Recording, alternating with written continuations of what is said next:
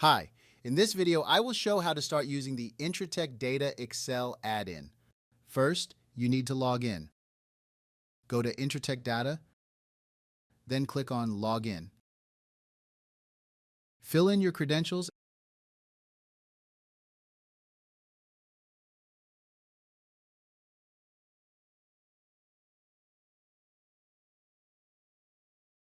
and click on Login. Wait for it to load.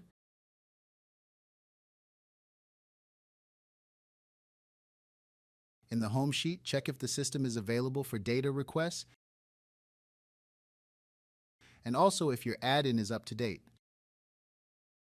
The user preferences allow you to define the default settings for the add-in to work. They will be explained in an extra video. Thank you for watching. Please watch the next video to learn how to list your available assessments.